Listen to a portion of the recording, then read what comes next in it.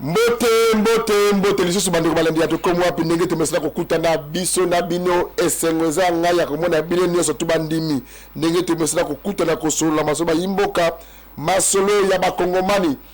lelo na ye libosi na bino tobeta masolo oyo tobetaka mwa kala makambo etali bilanga basali bilanga boni na Congo tozo sentir chaleur période ya moto chaleur banzete za rasuste d'espace vert za rasuste babilanga oyo ezalaka na makala kiseso monga fula limete njili kimbati ke babilanga nyonso koma bandaku et comme ba nouvelle cité et comme bandaku espace vert na kisasa ezali susuté yango lisanga ya ba maraîcher na biso ya kisasa ezapela capable na biso moko ya action commune pour la république parti cher ya Ndeko Eliezer aza membre alobaki te ngai fona ko yebisa bakonzi ya mboka ba comprendre mayenini ezoleka na mboka na biso Congo tozolela nzala tozolela pasi tozolela koezalité tozolela mai ezalité mais makambo mosusu ba kobetaka karaté parce que solution est à 0 mètre. Ngai na mona na mboka kwa Brazzaville yemoko azo produit pilipili na tomate na aubergine na dongo na kati ya ville à Brazzaville. Pourquoi pas Kisasa na biso mboka monene boyi betandi l'espace vert nyonso eza kotekama nyonso yango na koyamba bongo ndeko na biso Jani Pweta tomeko solo na ye moke makambo etali basiti ya ba mama maraîcher mbote ndeko nanga oui mbote santé ezali malamu ndenge nzamba azali kobatela biso mais concernant mosala na biso ya bilanga santé ezali mabe po mosala ezali kokende mabe tozali kosala te yango moni lelo toye devant etandoike po bandeko bayeba na bakonzi bayeba mai mazali koleka na mboka na biso ya Congo mai oyo eza koleka na mboka na biso Kisasa bino basali bilanga yango lisanga basali bilanga ezalaka banda kala te botamika mikolo nyonso bon lisanga ya basali bilanga ezali lisanga botami lelo te biso tozali na kati ya Union de coopératives maraîchers de Kinshasa oyo ezali créé par des arrêtés na kati ya Union de coopératives maraîchers de Kinshasa ezali na ba union ezali na kati tozali na ba union lokola plutôt ba coopérative lokola coopérative ya Kisenso tozali na Lukaya tozali na Lemba Yindu tozali na Mokali tozali na Mango tozali na Kindantseke tozali na Tabi tozali na Kopasen tozali na ba coopérative ebele oyo esali Union de coopératives maraîchers de Kinshasa ce qui est arrêté moko ezali arrêté portant création ya ba coopérative maraîchers de Kinshasa ezali arrêté depuis 1972 oyo ba union wana e ba coopérative nyonso wana ezalaki créé yango esali Union de coopératives maraîchers de Kinshasa donc ezali eloko ebotami lelo te soki okeile na Sekomaf okokuta siège okokuta ndako esika wapi biso banso ba maraîcher tosanganaka parce que Sekomaf esalami wuta gouvernement congolais zaïrois à l'époque basalaka coopération na gouvernement français ba créé Sekomaf donc c'est depuis wanande Sekomaf wutaka depuis wana ba coopérative ezalaki créé pe ba site maraîcher ezalaki créé donc toza ya lolote toza pe ya lobite toza ya kala boza ya kala to banda siko de ba site yango parce que makambo oyo ya biteka biloko ya l'état ba site donc yeba na susté na tuni bo bino ba lisanga ba maraîcher motu na ngali boso na problème ni bozo ya ba chef coutumier biso ba maraîcher tozalaka na problème na ba chef coutumier te biso na bango toza bango bazo gérer côté na bango biso pe toza côté na biso procédure ni ezalaka ke bazwa esika oyo ekoma bilanga parce que souvent ceux qui battent site moko ba marché chef coutumier apparaître ceux qui battent site moko ya marché so OK na njil ba bengaka njil brasserie chef coutumier azali oya Lemba Yimbu chef coutumier azali okela Gimba Tseke okela Kisenso nayebaka te na kiseso ko chef coutumier azalaka nayebaka te nakoli na botami na même commune na tika oyeba te ke commune nayebaka te ezalaka commune annexe na tika koyeba jamais ke coutumier azalaka na groupement azalaka lelo oyo mpona lokoso ya mbongo na groupement bimaka commune ya kiseso relation na bino ezalaka ndenge nini déjà mpona kobongisa ngai nazali moko ya bamariché ya coopérative maraîcher ya kiseso mpo nazali mpe maraîcher kuna tozala na batere kuna toza mpe victime ya spoliation déjà moto ya spolie kiseso ezalaki bachef coutumier te c'était un militaire disons un policier na kombo ya Charles Kayakumba en complicité na bagent ya l'état bango mutu baspolie ya kiseso et mon pepe wana yango ekei parce que coopérative ya kiseso coopérative ya Lemba Imbu na ya Lukaya ezalaki eloko moko ezalaki yango tobande kobenga centre maraîcher Lemba Imbu. Maintenant tangu eyaki kozala divisé en 3 parties nde omoni coopérative ya kiseso ebimi ya Lemba Imbu ebimi ya Lukaya ebimi. Et otuni pourquoi à chaque fois soki spoliation ya site maraîcher ezali site chef coutumier fois bima c'est ça notre problème eloko biso tozobundela to tozolobela lelo eza yango wana bacoopérative maraîcher oyo biso tosalaka to baespace maraîcher oyo biso tozalaka ezalaki te d'espace moko boye toyutaki na bandako na biso toye tozwi non c'est tout un procédure oyo l'état asalaki tomitiaki wana te l'état nde atiaki biso pour preuve basite maraîcher bandaki koexiste te ntango babandi kocréer omonake le tout premier coopérative maraîcher créé na projet ya sekoma fezali njili epuis kimbantieke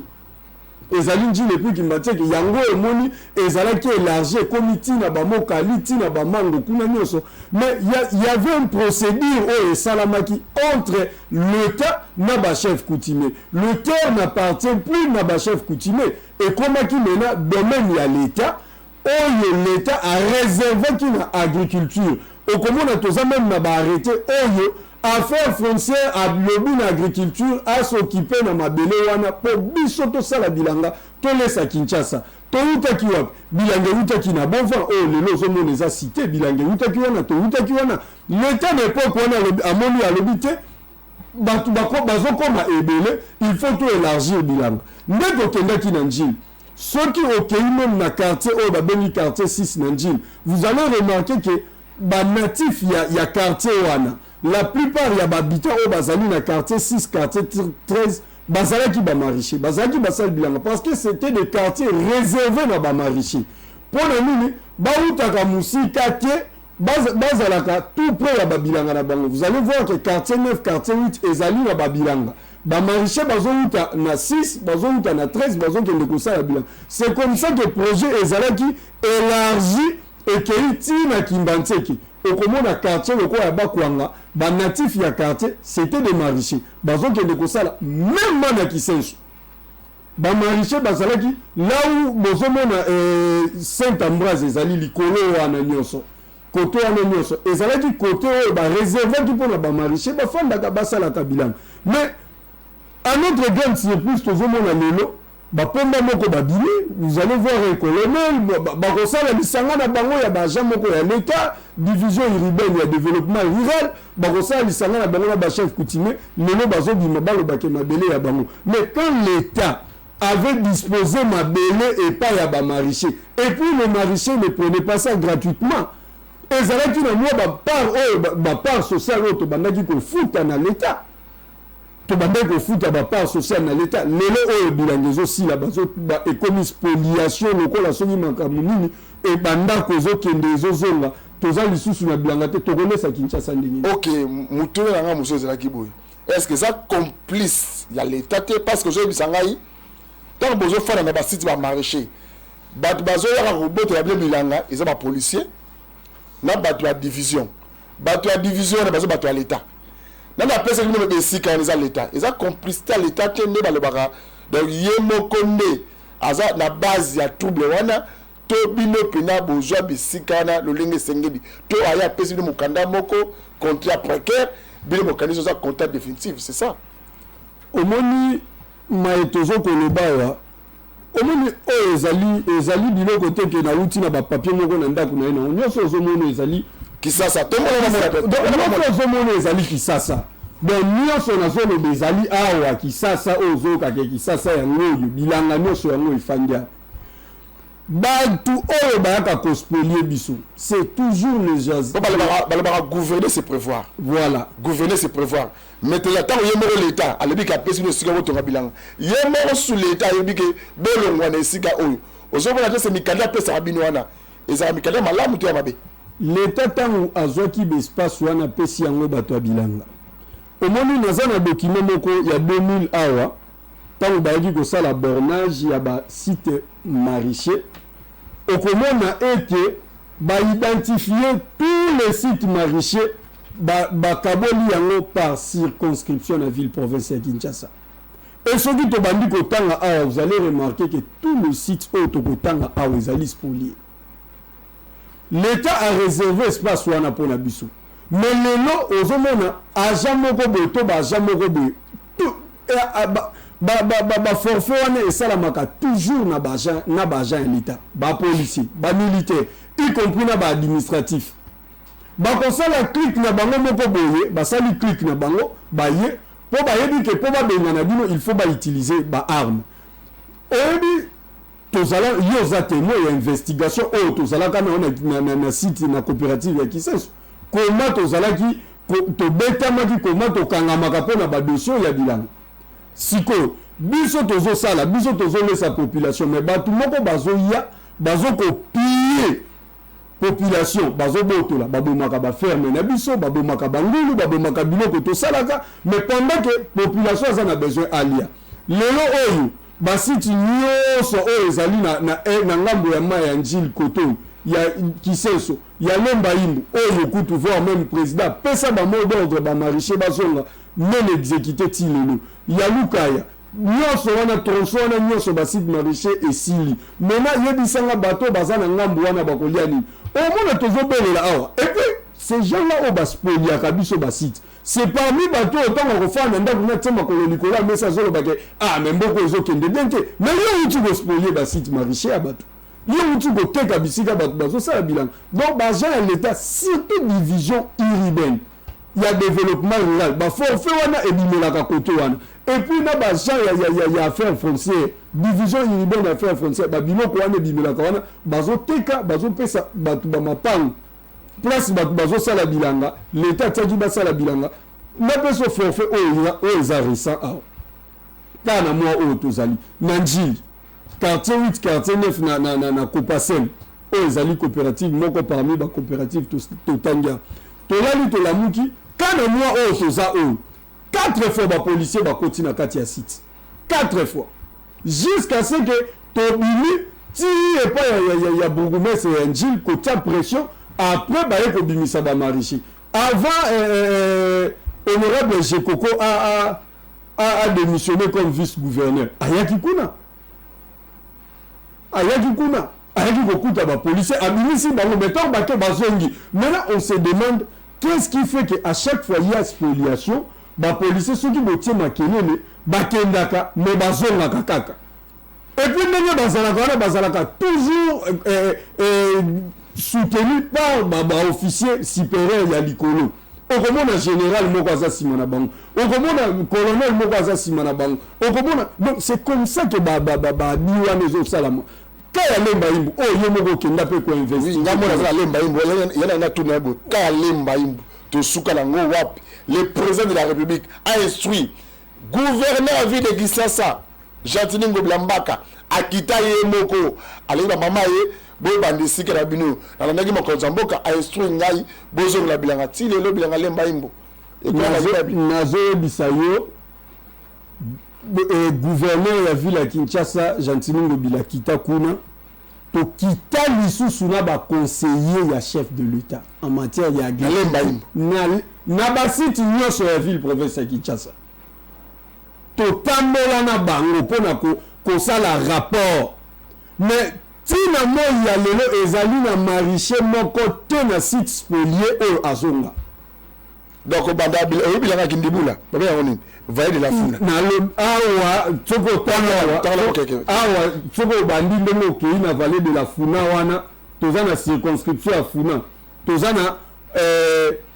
mayimbi na selembao tozana bumbu na selembao tozana chwangi na selembao puis pépinière banda lekoma déjà bandako o eza document ya 2002 tant basaki bornage ya basite maraîcher et comment déjà bandako et comment soki ba immeuble soki biloko nini vallée de la funa ozotange bandiko banda na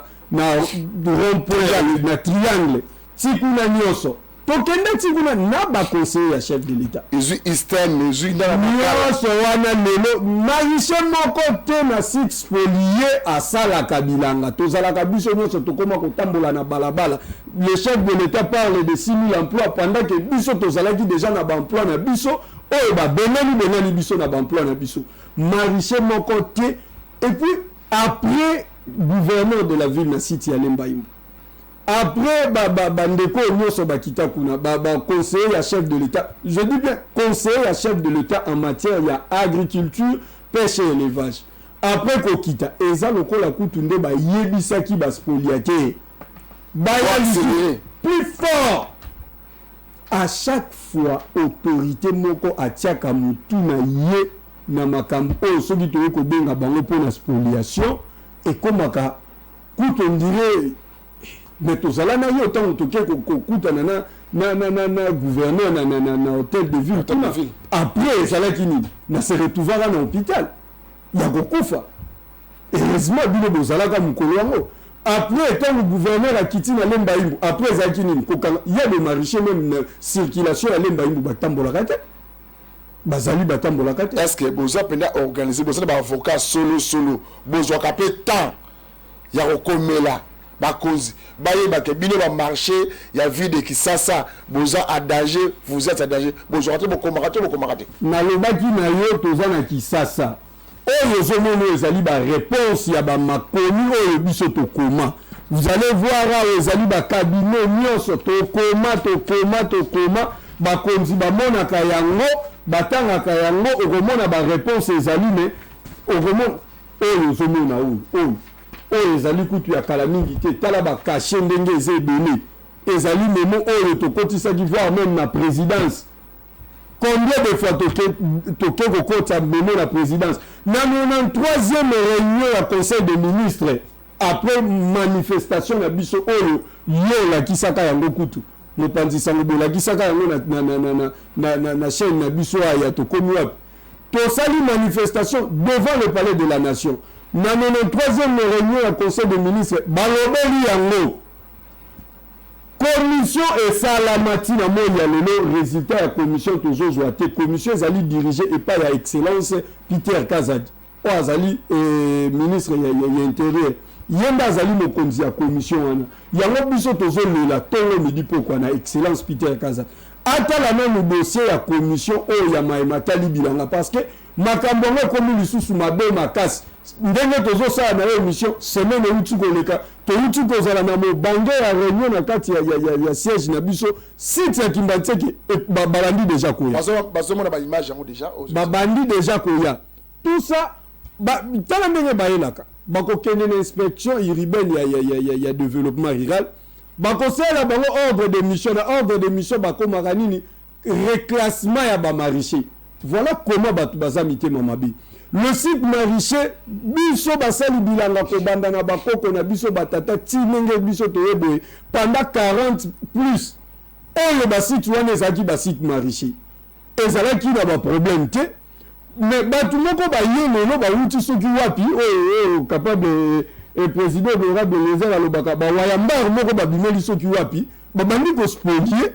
pendant 42 ans basite maraîcher ezalaki protégé ezalaki ya kobattre lelo tala cc ya Kisasu ndenge kuluna ekomi mais ntango babilanga ezalaka kuna bino bobanda koyoka kuluna na base kuna ntango babilanga ezalaka na base wana bobandaka koyoka baforfait ozosala lelo bazoboma bato biso lelo tokoma kotelengana tokoma libanda eza na bamama oyo bazolela tongo midi pokwa bato bazokufa mpona bamakambo ya baspoliation et puis ce sont des gens oyo tositaka bango na bamikando tokomaka bakonzi bamonaka yango bayambaka yango barépondaka mais comment bazulaka biso bamesure te ndenge tozosola no awa bientôt là site ya njili ezalaki déjà assiégé 4 fois bato wana bazokende bazozonga bientôt là bakomi na Kisensu et plutôt na Kimbantseki Kisensu kutu déjà spolié ti lelo tozonga te lemba yimbo malgré mot d'ordre ya mokonzi ya mboka ti lelo bamariché baza libanda lukaya libanda mango libanda mokali mena siko tosala ndenge ni tolesa Kinshasa ndenge ni. Est-ce que bon bandé pour laisser Kinshasa ngo ya solo to bando laisser mabomu na bino moko bilanga ngo ya ndenge ni bonne ko sakala maboko to bando laisser Kinshasa plus de 40 millions d'habitants au bassin de Kinshasa ya Kinshasa na koyebisa yo ce sont des maraîchers ya ville ya Kinshasa nde balesaka Kinshasa na nini na biloko emoni babiloko eutaka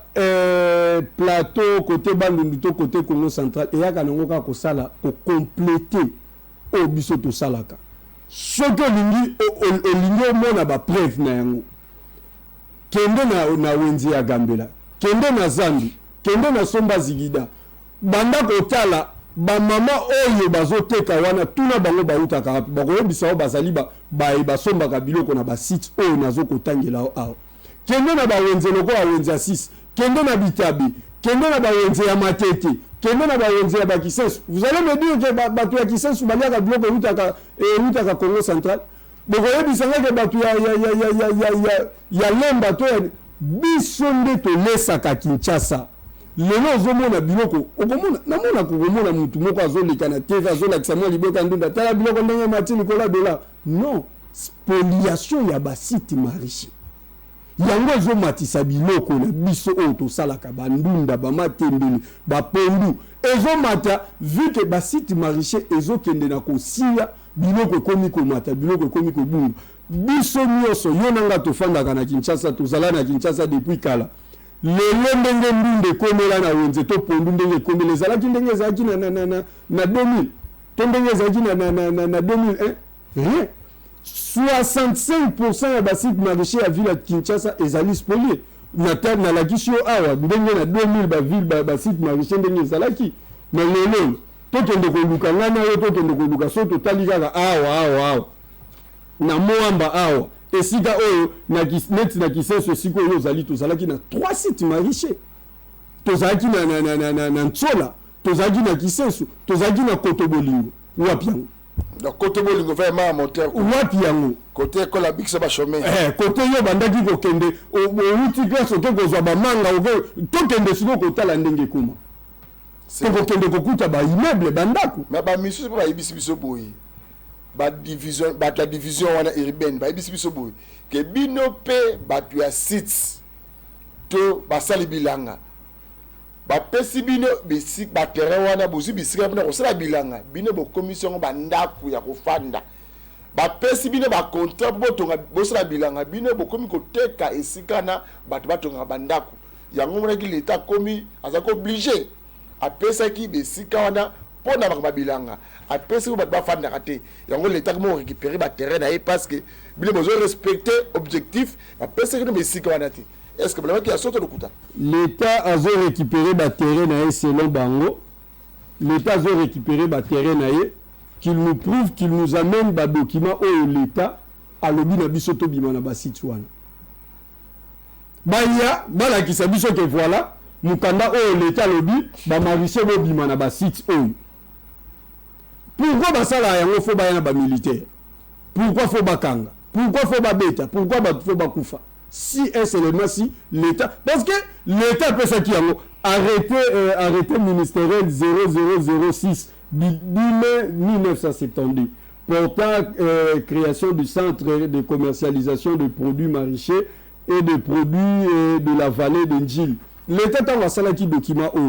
c'était pour tous à la honnête si l'État peut abimisa biso faut y a beta biso ya beta maman il y a 70 ans maman il y a 80 ans faut pas beta pas ba policier to pas ba militaire pour pas bengana na site. D'abord nous ne sommes pas des hommes armés. Si est seulement si l'État linga bibisa biso faut utiliser ba militaire. OK, yebisa biso dossier to linga dossier lembaimbo. Si lelo magemo konzambo ka pesa ka instruction alors ba mambo zonga si lelo bazonga te dossier ya Kisensu ya quartier C combattant wana Kabila caché Kabila dossier nango na minute oyo tout ça niveau nini ti lelo nazoyebisa yo tozali bloqué na commission yango tobeleli mokonzi ya intérieur ayeba bongo kotalama ematali commission wana lelo oyo site omoni ntango bazokobenga na bato na basite maraîcher ntango bazokospolier avenir ya bato wana bato bazoyeba yango te ndenge nini tozokende avenir ya bato wana ezokende kaka boye bozoboma bavie ya bato moto abandaki kosala bilanga lelo bobimisi nazoyebisa yo ti lelo dossier ya Kisensu tous les maraîchers du site maraîcher du coopérative ya Kisensu bazali en debandade libanda ndenge ozomona bamaraîcher ya Lemba Imbu ndenge ozomona ya Lukaya ndenge ozomona ya Mango une partie ndenge ozomona ya Mokali lelo RAID ezali menacé na spoliation lelo Tshwenge Masina Tshwenge Ntsele ezali menacé na spoliation ndenge ozomona tous les maraîchers ndenge toza ndenge ya Kisensu pe bazali parce que ngai moko pe nazali membre na kati ya coopérative wana na tozalaki na bilanga kuna na kati ya coopérative wana lelo oyo olobi awa bato ya subdivision bazoloba bazotonga bandako bayaka kokuta bandako te bayaka kokuta bilanga babengani bato na bilanga bango nde babandi kotonga bandako tokende tosala bainvestigation totuna bandako nyonso ekomi na basite wana lelo banani baconstruire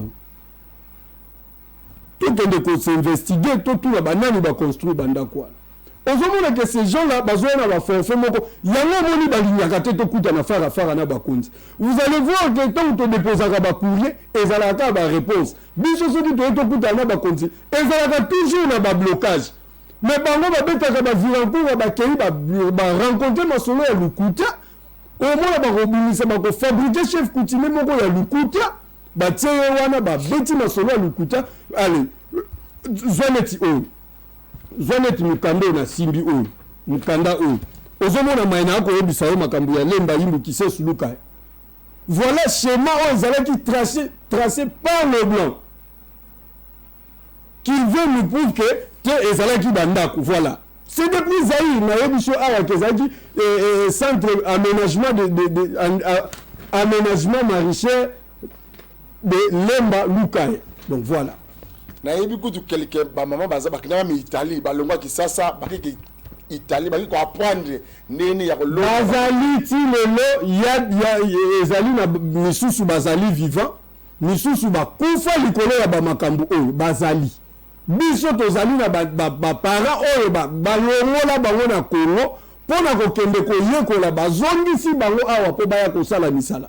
bazali est-ce que mikanda oyo zela ngwe bele onde kona mikanda nyos tombola ngoba mona na mikanda oyo est-ce que na ba biro ba konzi ba kize de réception ngwe ezali to kongola ozuka ba mikanda ba balaba ozotambola na mikanda oyo ba nombre ba mikanda oyo babe yango omoni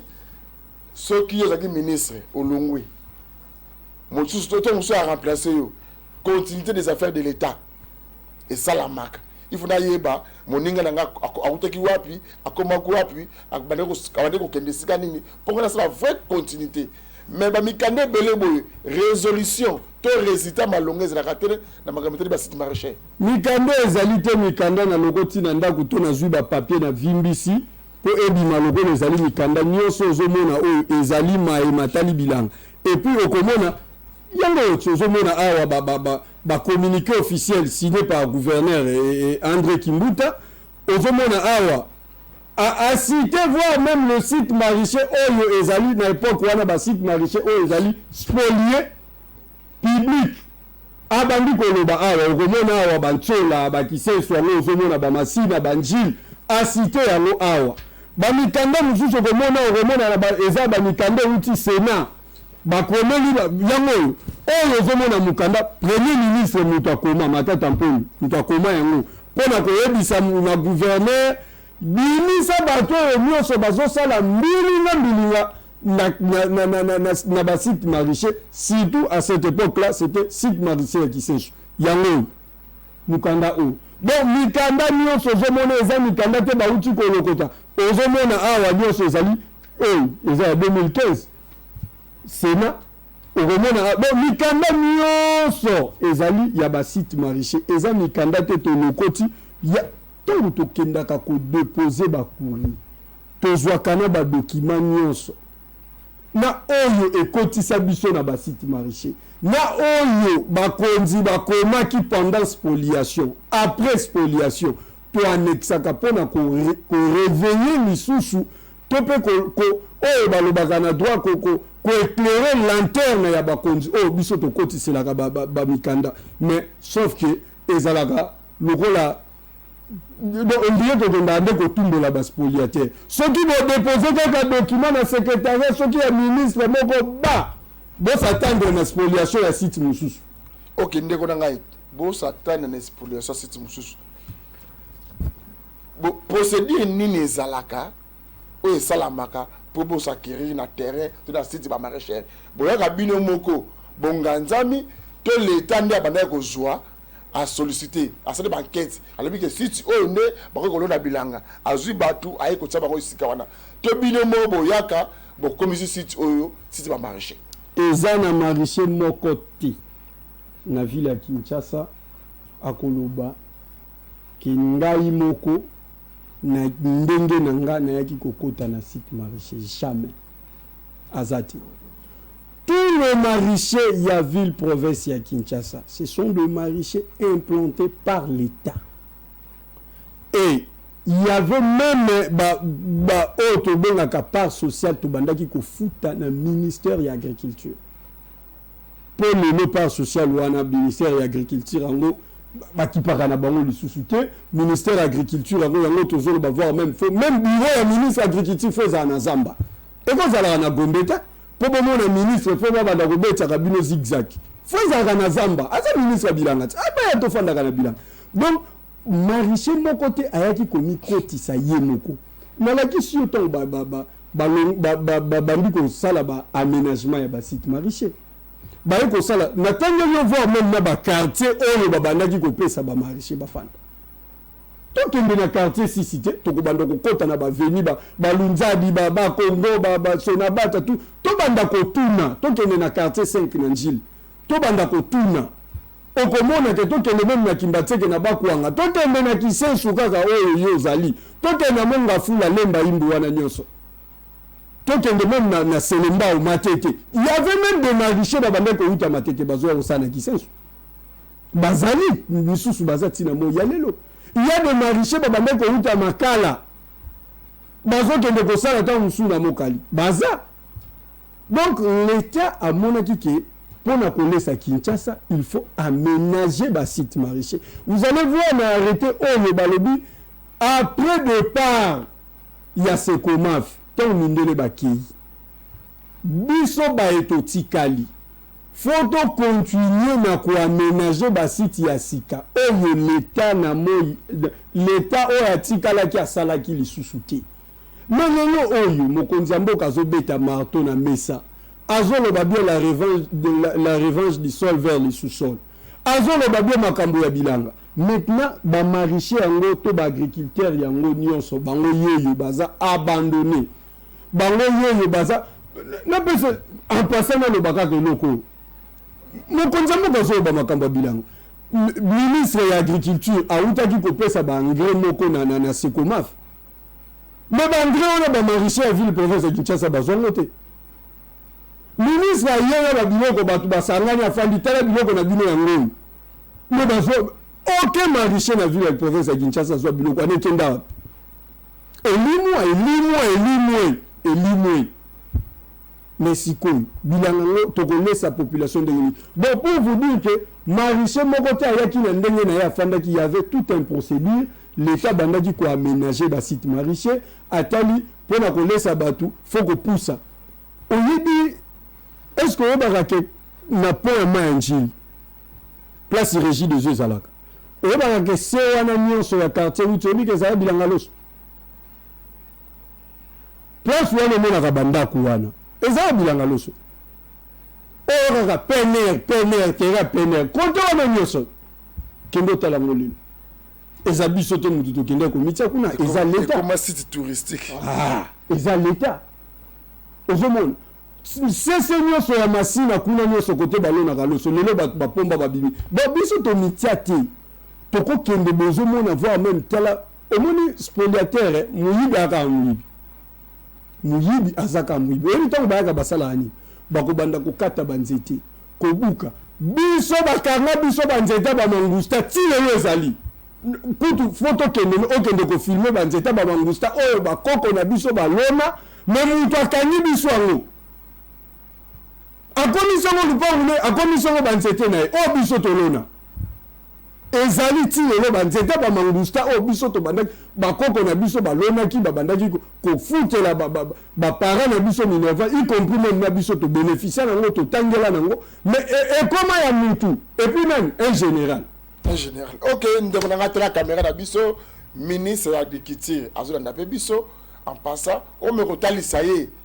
problème difficulté au bobini mozo nango otali caméra na biso et puis otali chef d'état mokonzi mboka Faci Beton omekotalisa ye nazolela mingi na kombo ya ndeko na nga fils mukoko ndenge lobaka na nga Didier Kiku ali ouvre les choses makambo ezokende malamu te alobi boya fils mukoko ngai te alobaki ndenge moko ezokende malamu te. Merci beaucoup papa journaliste pour la question tuni nakasi message eza simple soko moni biso ndenge toza a lisanga awawa ce sont des présidents il y a 27 sites maraîchers autoba coopérative maraîchère où ils ont sala ke Kinshasa Elia soki Kinshasa Eliaka parce que batata oyoyo na batu na bango baza ko kamba bango nde mutu baza ko sala ke ndunda esalama ndunda eya na marché na ba marché ni surtout ya Kinshasa pour que population na biso ya Kinshasa bazwa ndunda balia eloko penza tokoki koloba beaucoup plus ana Kinshasa to na mboka na biso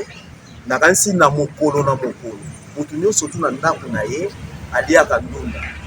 parce que na ndimite mutu nyonso tu chaque jour aliaka soso aliaka ngombe oyo eza fresh otonini mais ndunde koyi kozanga te na sani na ye ata ko ngomba ngo ezali ata soso ngo ezali ata ntabe ezali mais ndunde koyi kozanga te donc to liaka mikolo nyonso tu ndunda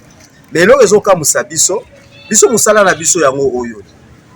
depuis to botami tindongo moni biso to koli tala babange baza awawa musala basala ke zalaka ya ndunda donc d'abord musala o biso to salaka ezalaka ndunda donc babilanga na biso eza ba société na biso poto za na biso na ba société te oyo biso to bimaka to so transport to kene ko sala biso ba société na biso eza nde babilanga oyo to salaka nde to lesaka population mais lelo na situation to komi nango ekomi très grave pona nini ba site ekomi spolié ba site eza spolié na complicité ya batu ebele d'abord ba chef coutumier o bazo ko luka soutien ya batu ya l'état ba policier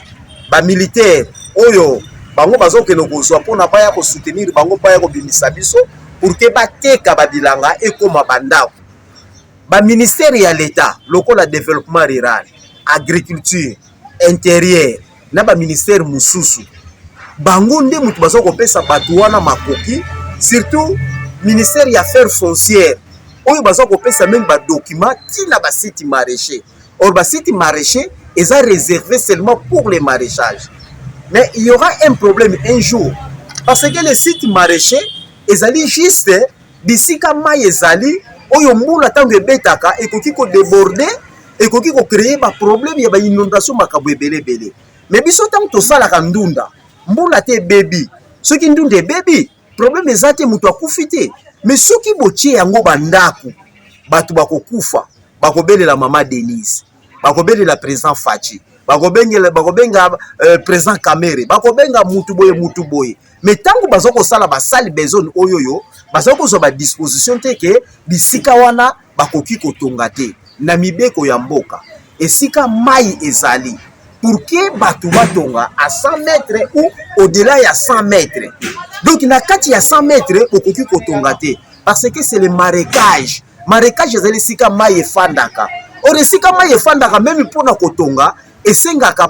ba norme ebele ya construction mais toyebi te soki pona pasi toyebi te so pona ba situation ba este batu batongi na Kinshasa esika mususu batu bakokende te vomi azalaka kata na ngare na kati ya site maraîcher akoma kofanda voilà ba problème toza nango yango wana et puis loko tozo comprendre te ba autorité oyo ya biso même ata to lobby même ata to beleli tozo sentir te ke bango bazo pesa biso maboko mpona koprotege basite wana na mikanda baza kokoma baza koloba. D'ailleurs pour vous rappeler na 93e réunion ya gouvernement, le président de la République qui est moko alobaki a martelé que sur le problème ya basite maraîcher que basite wana ezala sécurisé, apesaki même mitindo je crois na 5 ministres national, il y a intérieur, il y a agriculture, il y a développement rural, il y a urbanisme, il y a affaires foncières. Après ça qui bango mitindo ke batala ba situation wana pour ba sécuriser. Mais les parole les chefs de l'État za bafoué. Musala wana ebandaki une partie salamaki mais les comme na soukate. Mais lokola pe gouvernement oyo toza nango eza ko kende nango na kokoya. Est-ce que le gouvernement oyo koya to yebite ceux qui va s'imprégner na dossier au baninga na bango batikali pour que ba continuer ba parachever ba travaux oyo le président de la République a singaki bango. Biso ba maraîcher ba représentant ba maraîcher ya ville ya Kinshasa bango oyo na kanisi tango zomona esika tozali ba komi ICOP-MAKIN, Union des coopératives maraîchères de Kinshasa. Donc il siège ya batu ya bilanga ya Kinshasa ezali nde awawa. Donc biso soki to telemi to beti mbela bakonzi bayoka biso mokonzi na ministère oyo azali na battribution na ye na ba compétence na ye batala likambo ya batu ya bilanga soki te lobi ndunde kozala te na Kinshasa lobi to kosomba ndunda epa ya bapaya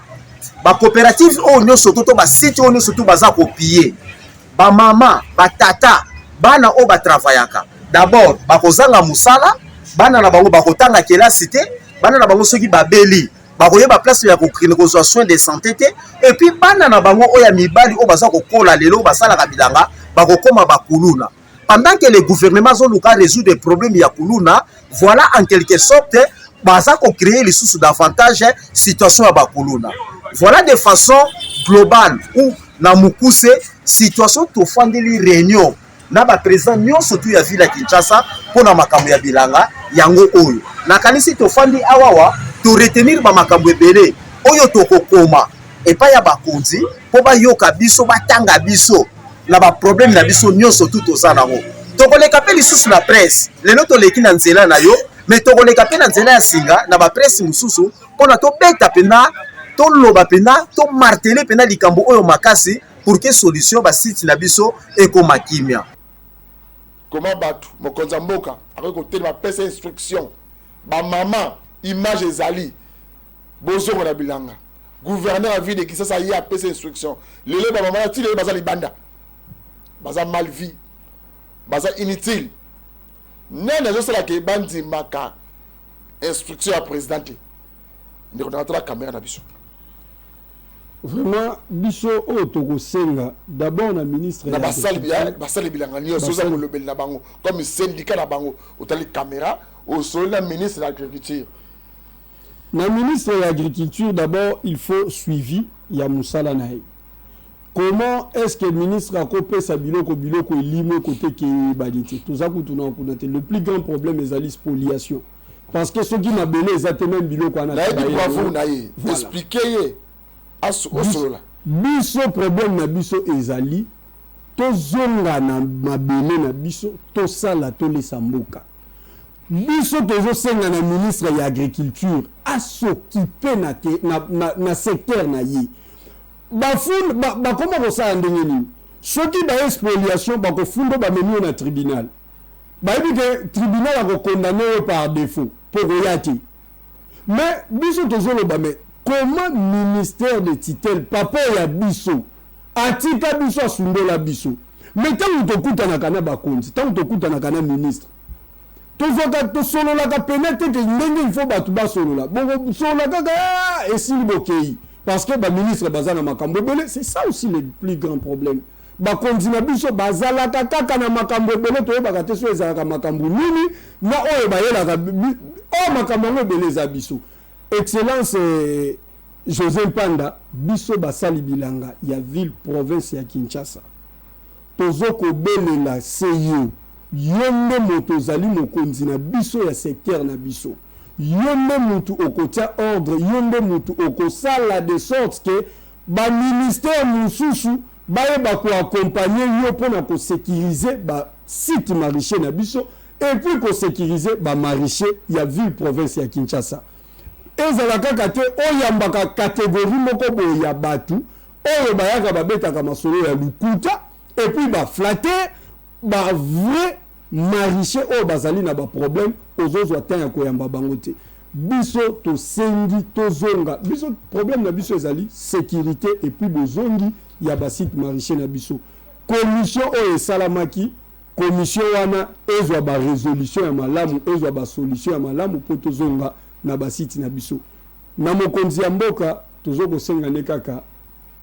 sécurité na ba site maraîcher. Tozongi la ba site maraîcher na biso biso posa na biso ezali bazongisa biso na musala na biso potolesa peuple congolais. Merci mingi ndeko na ngeza bongo ndeko na biso Jani Pweta chef de poule ya commune Njili ayaki kolobela basali bilanga donc azali syndicat to molobeli ya basali bilanga ba site ya ba maraîcher na ville de Kinshasa eza spolié presque nyonso ozu vaille de la funa ozu Njili ozu Kisenso ozu Mongafula ozu Limete ba maraîcher nyonso tout et siga osala bilanga ezalaka lisusu te boko sentir pe na Kinshasa yango mo PPA ezalaka lisusu te ba nzete et comme ba place ba nzete to comme ba immeuble donc espace vert na Kinshasa ezalaka lisusu te donc aération na Kinshasa ezate moto sisi so ko ezate olela libandet manque d'espace vert yango ndeko aye kotalisa ba konza mboka bango ba maraîcher baza menacé ministre o atali makama bilanga mambi ya bilanga José Panda